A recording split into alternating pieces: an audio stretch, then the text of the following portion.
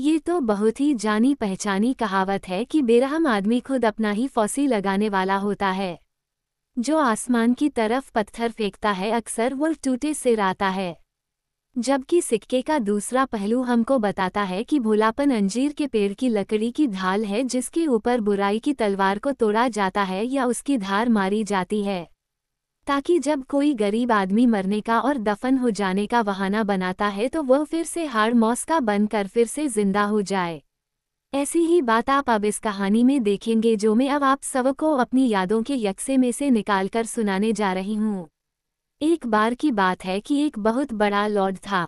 उसके घर में एक बेटी ने जन्म लिया जिसका नाम उन्होंने तालिया रखा। लॉर्ड ने बहुत सारे ज्योतिषियों और विद्वानों को बुलाकर उसके भविष्य के बारे में पूछताछ की। बहुत देर तक आपस में सलाह करके उन्होंने बताया कि हुई में किसी चीज से उसको बहुत खतरा है। सो लॉर्ड ने एक हुक्मनामा निकलवा दिया कि उसके घर में किसी तरह की हुई न लाई जाए। उसने सोचा कि इस तरह से वह खतरे को संभावना को कम कर सकेगा। जब तालिया बड़ी हो गई तो एक दिन वह खिड़की पर खड़ी थी। उसने एक बुढ़िया को देखा जो सूत काटती जा रही थी। इससे पहले उसने न तो कभी तकली देखी थी और न कभी अटेरन ही देखा था। जब वह बुढ़िया धागे को ऐंठती और घुमाती तो वह उसको देखकर बहुत खुश हो गई। उसकी उत्सुकता बढ़ गई तो उसने उसे ऊपर आने के लिए कहा। जब वो ऊपर आ गई तो तालिया बुढ़िया के हाथ से अटेरन हाथ में लेकर उसमें से धागा खींचने लगी तो इत्तफाक से हुई में लगा हुआ एक तिनका उसकी उंगली के नाखून के नीचे घुस गया और वह जमीन पर मरकर गिर पड़ी। इसको देखकर बुढ़िया ने जल्दी से अपनी तकली और अटेरन उठाए और तुरंत ही नीचे चली गई। जब पिता ने यह अनहोनी खबर सुनी कि उसकी बेटी तालिया पर इतना बड़ा पहाड़ टूट पड़ा है तो वह बहुत जोर से रो पड़ा। कुछ देर रोने के बाद में उसने तालिया के शरीर को महल में ब्रोकेड की छतरी के नीचे बिठाकर उस महल के सब दरवाजे बंद कर दिए। उसको वह महल ही छोड़ दिया जो उसके ऊपर इतनी बदकिस्मती लेकर आया था ताकि उसके दिमाग से उसकी सारी यादें निकल जाएं। अब एक दिन ऐसा हुआ कि एक राजकुमार शिकार खेलने के लिए निकला। एक बाज उसके हाथ से बचने लिए उस महल की खिड़की पर जाकर बैठ गया जिसमें तालिया लेटी हुई थी। जब राजा ने ये देखा कि चिड़िया उसके पुकारने पर भी नहीं आई तो उसने सोचा कि शायद उस महल में कोई रहता हो। उसने अपने नौकरों को दरवाजे पर खटखटाने के लिए भेजा। जब इस खटखटाने का भी कोई जवाब नहीं मिला तो उसने अपने नौकरों को एक सीढ़ी लाने के लिए कहा ताकि वह खुद उस महल में अंदर जाकर उसे देख सके। सीढ़ी आ गई तो वह उस पर चढ़कर महल के अंदर पहुंचा। उसने सारा महल देखा पर वहां तो उसको कोई जिंदा आदमी नहीं मिला। ये देखकर तो वह हक्का बक्का सा खड़ा रह गया। आखिर वह एक कमरे में आया जिसमें तालिया लेटी हुई थी। वो वहां लेटी हुई ऐसी लग रही थी जैसे किसी ने उस पर जादू डाल दिया हो। जब राजा ने उसको देखा तो उसको पुकारा पर बेकार, क्योंकि वह फिर भी सोती ही रही, जागी ही नहीं। उसने उसको कितनी भी जोर से पुकारा पर वह नहीं बोली और न ही उसने अपनी आंखें खोली। कुछ देर तक तो वह उसकी सुंदरता की प्रशंसा करता रहा। फिर वह अपने राज्य अपने महल लौट आया। वहां आकर वह सब भूल गया जो उसके साथ महल में हुआ था। इस बीच मुझे पता नहीं कहीं से घूमते घामते दो जुड़वां बच्चे, एक लड़का और एक लड़की महल में आ पहुंचे। वे दोनों जवाहरात जैसे लगते थे। वहां उन्होंने तालिया को जादू की दशा में पड़े देखा तो पहले तो वे डर गए क्योंकि उन्होंने उसको उठाने की कोशिश की पर वह उठी ही नहीं। पर फिर हिम्मत से लड़की ने तालिया की एक उंगली अपने मुंह में डाल ली कि हो सकता है कि उसके काटने से तालिया जाग जाए।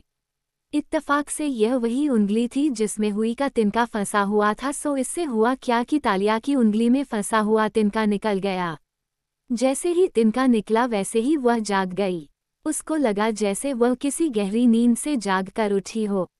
जब उसने ये दोनों रत्न देखे तो उसने उनको बहुत प्यार किया। उसने उनको अपने गले से लगाया और अपनी जान से भी ज्यादा प्यार किया। पर उसको ये देखकर बड़ा आश्चर्य हुआ कि वह उस घर में इन दो बच्चों के साथ अकेली थी। कोई अदृश्य हाथ उनके लिए खाना पानी ले आते थे।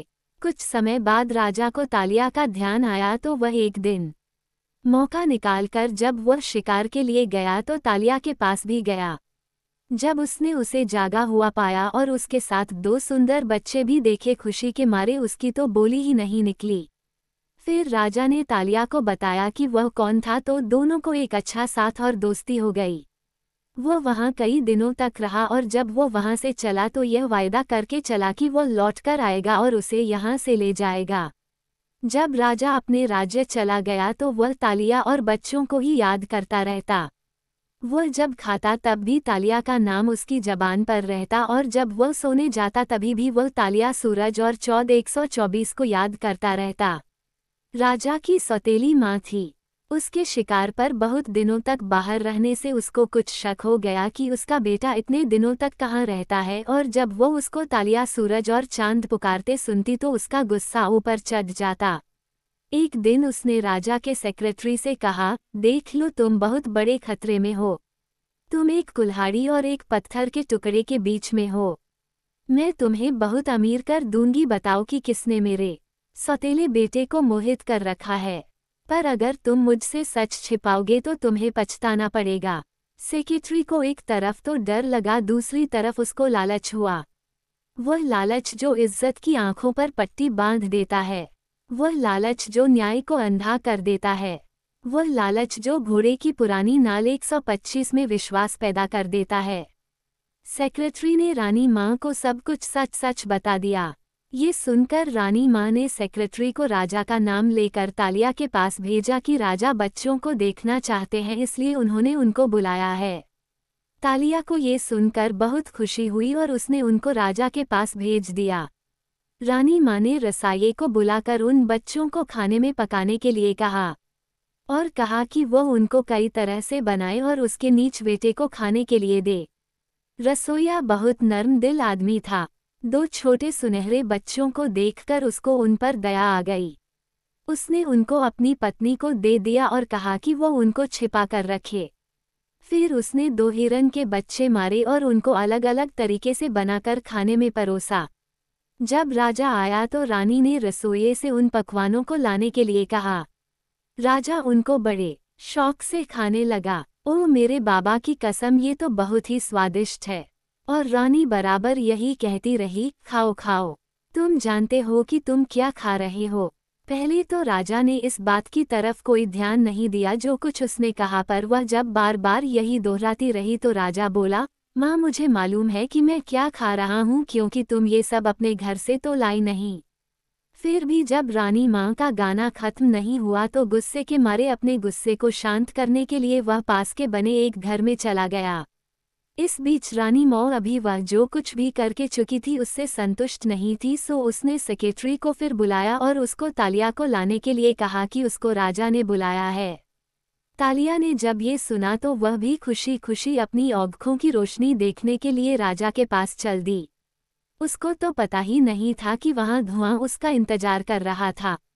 पर जब वह रानी माँ के सामने आई तो रानी माँ ने भयानक चेहरा बनाकर और बोली में वाइपा सौंप का जहर भरकर उससे कहा, आइए मैडम धोखेबाज, तुम तो बहुत ही सुंदर शरारत करने वाली हो। तुम तो वह बेकार की घास हो जिसने मेरे बेटे को आकर्षित कर रखा है और मेरे लिए मुसीबत खड़ी कर दी है। जब तालिया ने ये सुना तो वो उससे माफ़ी मांगने लगी, पर रानी माँ तो उसकी कोई बात सुनने वाली नहीं थी। उसने ओवन में एक बहुत बड़ी आग जलवाई और कहा कि तालिया को उस आग में फिंकवा दिया जाए। बेचारी तालिया ने देखा कि उसका समय खराब हो गया है, सो वह रानी माँ के सामने उसके पैरों पर गिर पड़ी और उससे विनती की कि उसको अपनी पीठ पर से कुछ कपड़े उतारने का समय दिया जाए। रानी माँ ने उस पर दया दिखाने के लिए नहीं बल्कि उसके कपड़े लेने के लिए जिन पर सोने और मोतियों का काम हुआ था बोली, मैं तुम्हें इजाज़त देती हूँ, तुम अपने कपड़े उतारो। तालिया ने कपड़े उतारने शुरू किए। जैसे जैसे वह अपने कपड़े उतारने लगी तो हर कपड़े के उतारने पर एक जोर की आह भरती। पहले उसने अपना शाल उतारा, फिर उसने अपनी जैकेट उतारी। जब वह अपना पेटीकोट उतारने लगी तो उन्होंने उसे पकड़ लिया और आग में फेंकने जा ही रहे थे कि तभी राजा ऊपर आ गया। उसने वह दृश्य देखा तो रानी से उसकी सफाई मौगी। जब उसने अपने दोनों बच्चों के बारे में पूछा और सुना कि उसकी सौतेली माँ ने उनको मरवा दिया है तो राजा बहुत ही निराश हो गया। उसने तुरंत ही अपनी माँ को उसी आग में फेंक देने का हुक्म दे दिया जिसमें वह तालिया को फिंकवाने वाली थी। उसके बाद वह रसोइये को आग में फिंकवाने वाला था कि रसोइया राजा के पैरों पर गिर पड़ा और बोला, ये सच है जनाब। मैंने जो सेवा आपकी की है मुझे उसके बदले में कुछ और नहीं चाहिए सिवाय इसके कि मुझे जलते हुए अंगारों की भट्टी में फेंक दिया जाए। मुझे नुकीले औजार से मारा जाए। मुझे इससे ज्यादा और कोई मनोरंजन नहीं चाहिए कि मैं आग में भूना जाऊं। मुझे और कोई आदर भी नहीं चाहिए कि मेरी राख रानी की राख के साथ मिला दी जाए। पर मुझे रानी माँ, जो इन बच्चों को मारना चाहती थी, के हुक्म देने पर भी कि इनको पका दो और इनके स्वादिष्ट पकवान बना दो, आपके बच्चों को बचाने और उनको आपके पास लाने का यह इनाम तो नहीं हो सकता। जब राजा ने ये सुना तो वह तो दंग रह गया। उसे लगा वह सपना देख रहा था। जो कुछ उसने सुना उस पर तो वह विश्वास ही नहीं कर सका। उसने रसोइये से कहा, अगर यह सच है कि तुमने मेरे बच्चों की जान बचाई है तो तुम मेरा विश्वास करो कि मैं तुम्हें इतना मालामाल कर दूंगा कि तुम अपने आप को दुनिया का सबसे खुश आदमी समझोगे। जब राजा ये कह रहा था रसोइये की पत्नी दोनों बच्चों को लेकर वहां आ गई। राजा उनको देखकर बहुत खुश हुआ और वह तीनों के साथ चारों तरफ घूम घूम कर खेलने लगा। फिर उसने रसोइये को बहुत सारा इनाम दिया और उसको महल की देखभाल करने वाला बना दिया। उसने तालिया से शादी कर ली। तालिया भी अपने पति और बच्चों के साथ बहुत दिनों तक खुशी खुशी रही। उन्होंने माना कि जिसकी किस्मत साथ देती है उसके सिर पर नींद में भी आशीर्वाद बरसते रहते हैं।